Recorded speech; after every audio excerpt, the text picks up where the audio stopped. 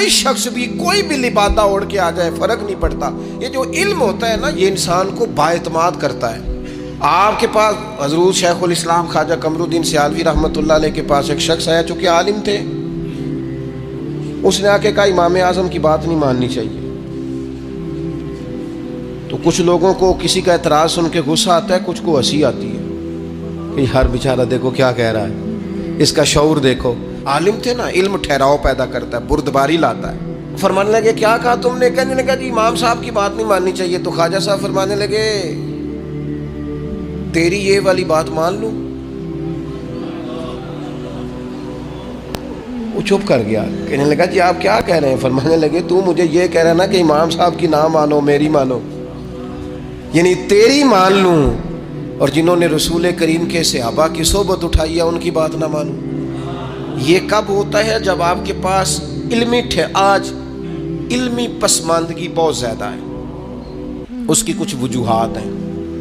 سب سے پہلا تو جو ہمارا غریب طبقہ ہے وہ کہتا ہے جی چھوڑیں جی, پڑھ کے کیا کرنا ہے, کچھ 4 پیسے کمائے, کسی کا میز صاف کرے, کسی کو چائے لا کے دے, کوئی موٹر سائیکلوں کا کام سیکھ لے, پڑھ کے کیا کرنا ہے. یاد رکھنا تعلیم انسان کو طاقتور کر دیتی ہے. یہ جس کو آج آپ نے 200 روپے دیہاڑی پہ بھیجا ہے نا, اس کو آپ تعلیم دیں, رب بڑا کریم ہے. امام شافعی فرمایا کرتے تھے علم آ جائے تو پیسہ تو پیچھے پیچھے آنا شروع ہو جاتا ہے. ہمیشہ علم والوں کی غلام بنی ہوئی دیکھی ہے دولت, اس کی تو ضرورت ہی باقی نہیں رہتی ہے, تو ہاتھ باندھ کے پیچھے پیچھے انسان کے چلتا ہے. پھر تاجر طبقہ بھی اپنے بچوں کو تعلیم نہیں دلواتا, کہتے پڑھ لکھ کے کیا کرنا ہے, یہ جہاں بھی کرنی ہے نا, دکان پہ بیٹھنا ہے نا تو ابھی بیٹھے دکان پہ اور ابھی سے کاروبار کرے. جتنے عرصے میں اس نے تعلیم حاصل کرنی ہے اتنے عرصے کے اندر اس کو تجربہ آ جائے گا. اور خدا کے بندے اگر یہ علم پڑھ کے دکان پہ بیٹھے گا نا تو پھر یہ دکاندار نہیں ہوگا, یہ قومی سطح کا تاجر ہوگا.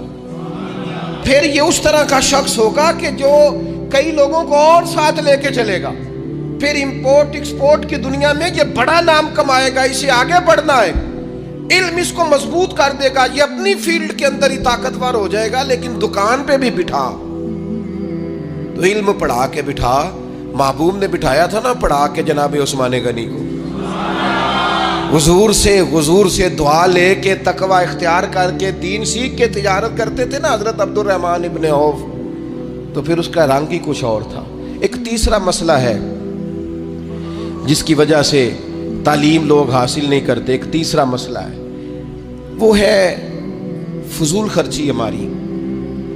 ہم دیگر جگہوں پہ پیسے زیادہ خرچ کرتے ہیں, تعلیمی اداروں کی طرف ہماری توجہ, جتنے پیسے ہم شادیوں پہ اڑاتے ہیں نا, دعوتوں پہ لگاتے ہیں, ان سب کو سمیٹ لو, اپنے بچوں پہ لگا دو, ان کی تعلیم پہ لگا دو.